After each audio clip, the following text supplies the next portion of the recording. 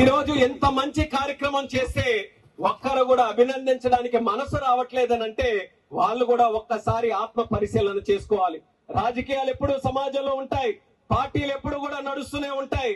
ఒక వ్యక్తికి ఒక నాయకుడి మీద అభిమానం ఉండొచ్చు, ఒక వ్యక్తికి ఒక పార్టీ అంటే నచ్చొచ్చు, ఒక వ్యక్తికి దాని తాలూకా రాజకీయ ఆలోచనలు ఒక రకంగా ఉండొచ్చు. కానీ గ్రామానికి గాని సమాజంలో ఒక మంచి పని చేస్తే వీలైనంత వరకు ప్రోత్సహిస్తాం, అభినందిస్తాం. మరీ ఎక్కువగా రాజకీయాలు అడ్డొస్తే ఏమి మాట్లాడకుండా పక్కనుంటాం. గాని ఇంత బ్రహ్మాండమైనటువంటి కార్యక్రమం, చరిత్రలో నిలిచిపోయే కార్యక్రమం మన అల్లెన గ్రామంలో జరిగినా సరే ఈ రోజు గొడ్డలి పార్టీలో ఉన్నటువంటి వాళ్ళు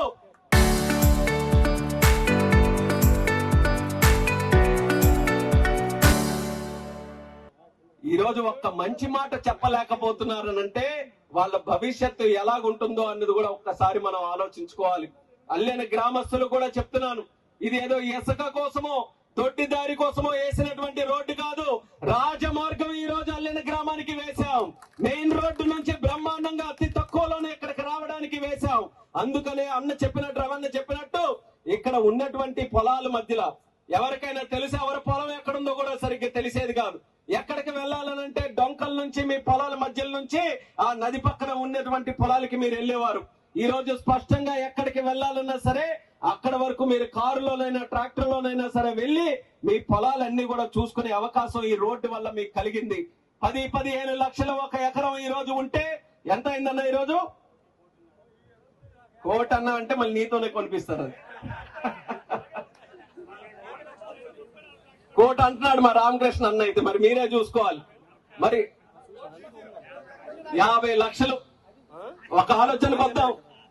10-15 లక్షలు ఉన్నటువంటి పొలాలు ఈ రోజు ఇంకేమీ కాదు, ఏదో పెద్ద ఇండస్ట్రీ ఎక్కడికి రాలేదు, ఎవరో ఇంకేదో ఒక పెద్ద ఇదేమి పెట్టలేదు. కేవలం ఒక రోడ్డు మనం ఈ రోజు కనెక్టివిటీ ఇక్కడ వేస్తే 15 లక్షలు ఉన్నటువంటిది ఈ రోజు 50 లక్షల వరకు పొలం ఇక్కడ పలుకుతుందనంటే అది అభివృద్ధి తాలూకా శక్తి అనేది కూడా మీ అందరికీ కూడా తెలుస్తున్నాను. అటువంటి అభివృద్ధి మాకు కావాలనే ఈ రోజు ఇలాంటి కార్యక్రమాలు చేస్తున్నాం. ఎక్కడా విధ్వంసం లేకుండా, ఎక్కడా కక్ష సాధింపు లేకుండా ఈ 5 సంవత్సరాలు మీ అందరూ కూడా అవకాశం ఇచ్చారు. ఎమ్మెల్యేగా అన్న రవికుమార్ గారిని గెలిపించారు, ఎంపీగా మీ సోదరుడుగా నన్ను కూడా ఆశీర్వదించారు. 3వసారి గెలిపిస్తే మీ అందరి తాలూకా శక్తితో ఈ రోజు ప్రధానమంత్రి గారి పక్కన 30 మంది ఉండే ఈ దేశ కేబినెట్ లో అత్యధిక చిన్న వయసులో ఉన్నటువంటి ఒక కేబినెట్ మినిస్టర్ గా ఈ రోజు నేను ఉన్నానంటే అది ప్రజాస్వామ్యానికి ఉన్నటువంటి శక్తి, అది ప్రజల తాలూకా ఓటుకున్నటువంటి శక్తి అనేది కూడా తెలియజేస్తున్నారు. ఇంత పెద్ద పెద్ద స్థానాల్లో మాకు కూర్చొని పెట్టిన తర్వాత మేము ఆలోచించేదేదో మా కోసం కాదు, మా కుటుంబం కోసం కాదు, మీరే మా కుటుంబంగా భావించి ప్రతిరోజు కూడా కష్టపడుతున్నాం. అన్న రవికుమార్ గారు ఎప్పటి నుంచో దశాబ్దాల కాలం నుంచి ఉండిపోయే కార్యక్రమాలకి ఈ 5 సంవత్సరాల్లోనే మనం శాశ్వత పరిష్కారం అందించాలని ఇటు అల్లెను నుంచి ఆమదల వలస వరకు, సరుబుజ్జుల నుంచి పొందూరు వరకు ఏ గ్రామం వెళ్ళినా ఏ సమస్య ఉన్నా సరే నేనున్నాననే ధైర్యంతో, ఈ కూటమి ప్రభుత్వం ఇచ్చినటువంటి ధైర్యంతో అన్న రవికుమార్ గారు ఆమదల వలస నియోజకవర్గాన్ని అందాల వలసగా ఈ రోజు తయారు చేయడానికి అన్ని కార్యక్రమాలు కూడా చేస్తున్నారు. అటువంటి నాయకుడి పక్కన ఉండి నేను కూడా కష్టపడడానికి ఎంతో గర్వపడుతున్నానని కూడా ఈ అల్లెన గడ్డ మీద నుంచే మీ అందరికీ కూడా తెలియజేస్తున్నాను. ఈ 5 సంవత్సరాలు ప్రతి ఒక్కరు కూడా లెక్క పెట్టుకోండి, ప్రతి రోజు కూడా లెక్క పెట్టుకోండి. మీరు ఊహించినటువంటి కార్యక్రమాలన్నీ కూడా మేము చేసి తీరుతాం. ఇక్కడ ముఖ్యంగా బూర్జి మండలానికి వస్తే ప్రధానంగా ఈ జిల్లాలో 28 వరకు మన పార్లమెంట్ కాన్స్టిట్యున్సీలో మండలాలున్నా అత్యధిక వెనకబడిందిగా బూర్జి మండలం ఉండిపోయింది. దానికి కారణం అనేకం అవ్వచ్చు, కానీ ఈ రోజు మాకు ఆలోచన ఉంది. బూర్జి మండలాన్ని అభివృద్ధి చేయాలి. బూర్జి మండలం అభివృద్ధి చేయాలంటే మొట్టమొదటగా కనెక్టివిటీ ఇవ్వాలి. ఏ గ్రామం వెళ్ళినా సరే బ్రహ్మాండంగా ధైర్యంగా రాజమార్గంలో వెళ్లేటటువంటి అవకాశం కనిపించాలి. అందుకనే ఆమదల వలస నియోజకవర్గంలో 400 కిలోమీటర్ల బీటీ రోడ్లు వేసి చరిత్ర సృష్టించినటువంటి ఘనత మన కూటమి ప్రభుత్వానిదే, అన్న రవికుమార్ గారిదే అని తెలియజేస్తున్నాను. కనెక్టివిటీ ఎస్టాబ్లిషన్ చేసిన తర్వాత విద్యా వ్యవస్థను కూడా బాగు చేయాలని, విద్యా వ్యవస్థతో పాటు సాగునీటి వ్యవస్థను కూడా బాగు చేయాలని, దానితో పాటు గ్రామాల్లో మౌలిక వసతులు కూడా అందరికీ కూడా కల్పించాలని, అది సీసీ రోడ్లు కావచ్చు, ఇంటింటికి కుళాయి కావచ్చు, ఇలా ఏ కార్యక్రమం అన్నా సరే ప్రతి గ్రామంలో కూడా చేయాలని కంకణబద్దులై ఈ కూటమి ప్రభుత్వంలో మేమందరం కూడా కృషి చేస్తున్నాం. 2 సంవత్సరాల్లో మంచి మార్పు వచ్చింది. ఒక పక్కన ఇలాంటి కార్యక్రమాలు చేస్తున్నాం, మరొక పక్కన చంద్రబాబు నాయుడు గారి తాలూకా ఆశీస్సులతో ఇచ్చినటువంటి హామీలు సూపర్ 6 లో ఏవైతే ఉన్నాయో ఒక్కొక్కటి కూడా చేసుకుంటూ వెళ్తున్నాం. నా 3,000 ఉన్నటువంటి పెన్షన్ ఆ రోజుల్లో కూడా గుర్తు పెట్టుకోవాలి మీరందరూ కూడా. మనకి సాధారణంగా మనిషి జీవితంలో మనకి ఏమవుతుందనంటే సుఖాలు ఒక్కసారి అలవాటు అయినప్పుడు కష్టాలన్నీ కూడా మనం మర్చిపోతాం. కానీ 5 సంవత్సరాలు గతంలో ఉన్నటువంటి ప్రభుత్వంలో ఎలాంటి కష్టాలు మనం పడ్డామో, ఎలాంటి అవమానాలు మనం పడ్డామో, ఏ రకంగా చిత్రహింసలు మన లాంటి ప్రజలకి పెట్టారో అదన్నీ కూడా గుర్తు పెట్టుకోవాలని మీ అందరికీ తెలియజేస్తున్నాను. ఆ రోజు కూడా ఇలాగే ఒక రాజకీయ పార్టీగా వచ్చి జగన్మోహన్ రెడ్డి గారు ముద్దులందరికీ కూడా పెట్టి, నేనైతే మీకు అన్ని కూడా ఏది ఆకాశంలో ఉండి మబ్బులు కూడా చూపించిన, సూర్యుడు చూపించిన, చంద్రుడు చూపించిన, నక్షత్రాలు చూపించిన నేనే తీసుకెళ్లి మీ చేతిలో మీ ఇంటిలో కూడా పరిచేస్తానన్నట్టుగా చెబితే అందరూ కూడా ఊరిళ్ళ పాది ఇంటిళ్ళ పాది అందరూ కూడా కలిసి ఆ రోజు ఓట్లేశారు. తీరా ఓట్లేసిన తర్వాత పెన్షన్ ఎదురా అనంటే ఇన్స్టాల్మెంట్ లెక్కలు మన ఎల్ఐసి వాళ్ళు వచ్చి ఇన్స్టాల్మెంట్ డబ్బులు అడిగినట్టు ఈ 250 ఇస్తాను, మళ్ళీ ఆగు కొద్దిసేపటి తర్వాత ఎప్పుడో వస్తే అవకాశం వస్తే అప్పుడు ఇస్తాను, అలాగే 5 సంవత్సరాలు తీసుకొని పెంచాడు. ఏ కార్యక్రమం కూడా సక్రమంగా చేయలేదు, ఏ కార్యక్రమం కూడా ఇచ్చినటువంటి మాట ప్రకారం చేయలేదు. అందుకని మీరు అందరూ కూడా బుద్ధి చెప్పారు.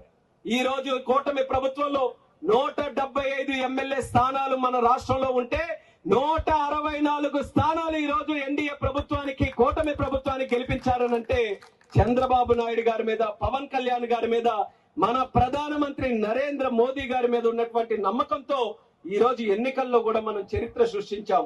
దానిని ఒక అవకాశంగా తీసుకొని పెన్షన్లు 3,000 ఇమీడియట్ గా 4,000 పెంచాం. ఆడపడుచులు అందరూ కూడా ఎంతో ఆశగా, కోరికగా ఒకటి ఫ్రీ బస్సు కోసం ఎదురు చూస్తే ఆ కార్యక్రమం కూడా ప్రారంభించాం. సంవత్సరానికి 3 గ్యాస్ సిలిండర్లు ఉచితంగా కూడా చేయించాం. అలాగే తల్లికి వందనం కింద ఎంత మంది పిల్లలుంటే అందరికీ కూడా వాళ్ళందరికీ కూడా 15,000 చొప్పున వాళ్ళ అకౌంట్లో కూడా వేయించామని తెలియజేస్తున్నాను. చంద్రబాబు నాయుడు గారితో మేము మాట్లాడినప్పుడు కేంద్ర మంత్రిగా నాకు అవకాశం ఉంది, ఒక సీనియర్ నాయకులుగా అన్న రవికుమార్ గారికి అవకాశం ఉంది. మేమందరం కూడా కూర్చొని చంద్రబాబు నాయుడు గారితో మాట్లాడితే ఆయన ఎప్పుడు కూడా చెప్పేది ఒకటే, ఎంత అవకాశం ఉంటే ప్రజలకు అంత డబ్బులు మనం ఇద్దాం, సంపద సృష్టిస్తాం ఆంధ్రప్రదేశ్ రాష్ట్రంలో. ఊరికే డబ్బులనంటే కేవలం ఒక పక్కన పంచడమే కాదు, రాష్ట్రంలో సంపద కూడా పెరగాలి, రాష్ట్రంలో పెద్ద పెద్ద కంపెనీలు రావాలి, ఇక్కడ పన్నులు కట్టేటటువంటి స్థాయి మనకు పెరగాలి, ఉద్యోగ అవకాశాలు రావాలి. ఈ ఆలోచనలతో చంద్రబాబు నాయుడు గారు నిరంతరం కృషి చేస్తున్నారు. కాబట్టి అమెరికాలో శాన్ ఫ్రాన్సిస్కో అక్కడ ఉన్నటువంటి గూగుల్ సంస్థ మన ఉత్తరాంధ్ర, మన విశాఖపట్నం వచ్చి $15 బిలియన్ అంటే 136,000 కోట్ల రూపాయలతో సంస్థని ఇక్కడ మన విశాఖపట్నంలో పెడుతున్నారనంటే చంద్రబాబు నాయుడు గారి మీద, కూటమి ప్రభుత్వం మీద ఉన్నటువంటి నమ్మకం అని తెలియజేస్తున్నాను. అంటే ఒక పక్కన ప్రజలకి మంచి చేయాలి, సంక్షేమం ఇవ్వాలి, వాళ్ళకి డబ్బులు అందించాలి, పేదవాడిని కూడా ధైర్యంగా బ్రతికే అవకాశం మనం కల్పించాలి. అలాగే మరొక పక్కన రాష్ట్రంలో కూడా సంపద సృష్టించాలని చంద్రబాబు నాయుడు గారు సంక్షేమం, అభివృద్ధి జోడెద్దుల బండిలాగా ఈ రోజు ముందుకు నడిపించడానికి సాహసోపేతమైనటువంటి నిర్ణయాలతో ముందుకు నడిపిస్తున్నారు. ఈ 2 సంవత్సరాల తాలూకా చూసుకుంటే విజయవంతంగా ముందుకు నడిపించాం. దేశంలో ఏ రాష్ట్రం కూడా ఆంధ్ర అంతా అభివృద్ధి చెందట్లేదు. ఈ రోజు దేశంలో పెట్టుబడులు 100 రూపాయలు వస్తే 25.3 పైసలు, 25 రూపాయలు 3 పైసలు మన ఆంధ్రప్రదేశ్ రాష్ట్రంలోనే పెట్టుబడులు వస్తున్నాయి. నేను కేంద్ర మంత్రిగా ముఖ్యమంత్రులతోనే మాట్లాడుతూ ఉంటాను. రోజు ఎవరో ఒకరు ఏదో ఒక రాష్ట్రం నుంచి ముఖ్యమంత్రులు వస్తుంటారు. వాళ్ళ తాలూకా కోరిక ఈ రోజు ఏవియేషన్ లో మా దగ్గర కూడా ఎయిర్పోర్ట్లు కావాలని. ముఖ్యమంత్రులు స్వయంగా వచ్చి నా నియోజకవర్గంలో కూడా ఎయిర్పోర్ట్ పెట్టమని చెప్పి వాళ్ళందరూ కూడా ప్రతిరోజు ఫాలోఅప్ చేస్తుంటారు. అయితే ఒక పక్కన ఏవియేషన్ గాని, ఎయిర్పోర్ట్లు గాని, లేకపోతే మా డిపార్ట్మెంట్ తాలూకా విషయాలన్నీ కూడా అయిపోతే ఆయన మళ్ళీ ముఖ్యమంత్రులు అందరూ దగ్గరికి వచ్చి ఏం మాయ చేస్తున్నాడు మీ చంద్రబాబు నాయుడు గారు, మాకు కూడా చెప్పండి, మేము చూడలేకపోతున్నాం. రోజు పేపర్లు తీస్తే ఏ కంపెనీ వచ్చినా ఆంధ్రాకే వెళ్తుందనంటే మా దగ్గర ప్రజలు అడుగుతున్నారు, మీ దగ్గరికి ఎందుకు రాలేదని చెప్పి ఆ ముఖ్యమంత్రులు నాకు తెలిసే ఒక పక్కన గర్వంతో మురిసిపోతూ ఉంటుంటాను. మన సొంత రాష్ట్రమైన ఆంధ్రప్రదేశ్ రాష్ట్రానికి చంద్రబాబు నాయుడు గారి తాలూకా నాయకత్వంలో ఈ రోజు దేశ స్థాయిలో అటువంటి గుర్తింపు వచ్చిందనంటే ఆ రోజే మీ అందరికీ మాట ఇచ్చాం, కూటమి ప్రభుత్వానికి ఓటేయండి, దేశంలోనే నెంబర్ 1 ప్రభుత్వం, నెంబర్ 1 రాష్ట్రం మన ఆంధ్రప్రదేశ్ అవుతుందని ఆ గర్వం మీ అందరికీ కూడా ఈ రోజు ఇచ్చామని ఈ సభాముఖంగా తెలియజేస్తున్నాం. వెళ్ళండి, మీరు దేశంలో ఎక్కడికి వెళ్ళినా సరే ఆంధ్ర చంద్రబాబు నాయుడు గారు అంటే ఎంతో గౌరవంతో తలెత్తుకొని మీ అందరికీ కూడా గౌరవంతో మీ అందరికీ అభివర్ణిస్తారు. అది ఈ రోజు ఆంధ్ర తాలూకా స్థాయి దేశంలో అనేది కూడా తెలియజేస్తూ భవిష్యత్తులో మన ప్రాంతం వరకు ఆ అభివృద్ధిని పూర్తి శాతం తీసుకొని వచ్చి నేను గాని మన జిల్లా మంత్రివర్యులు బాబాయ్ అచ్చెన్నాయుడు గారు, అన్న రవికుమార్ గారు, ఇంకా టీం చాలా ఉంది ఎమ్మెల్యేలు, అందరం కూడా ఏ వేదిక దొరికినా సరే ఒకే ఒక్క మాటతో ముందుకెళ్తున్నాం. కంపెనీలు మా శ్రీకాకుళం తీసుకొని రండి, కంపెనీలు తీసుకొని రావాలి. అయితే కొన్ని ఛాలెంజెస్ కూడా మీరు అందరూ అర్థం చేసుకోవాలి. ఈ రోజు ప్రభుత్వం ఉంది, కేంద్ర మంత్రులు ఉన్నారు, రాష్ట్ర మంత్రులు ఉన్నారు, సీనియర్ నాయకులు, పెద్ద పెద్ద నాయకులు, ఆలోచనలు ఉన్న నాయకులు ఉన్నారు. కంపెనీలు ఏవని చాలా మంది కూడా ఆలోచిస్తున్నారు. అయితే కంపెనీలు ఉండాలనంటే కేవలం పదవులు ప్రభుత్వాలు ఉంటేనే కాదు, దానికి సరిపడా ఇక్కడ అన్ని సౌకర్యాలు కూడా ఉండాలి. సౌకర్యాలనంటే సరైన కనెక్టివిటీ మనం అందించాలి. సరైన కనెక్టివిటీతో పాటు వాళ్ళకి అన్ని సరిపడా నీళ్లు మనం అందించాలి.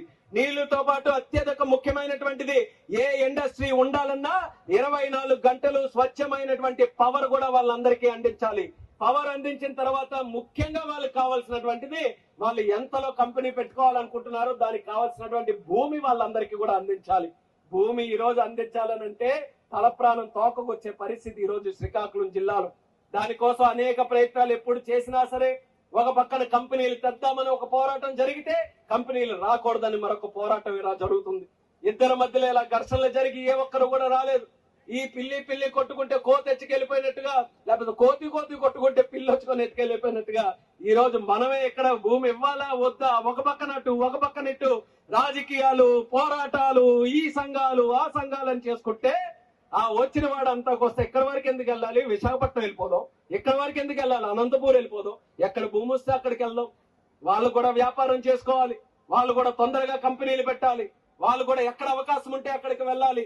అలాంటిది ఈ రాష్ట్రంలో అనేక ప్రాంతాలు ఉన్నాయి, అనేక జిల్లాలు ఉన్నాయి, అనేక అవకాశాలు వస్తున్నాయి.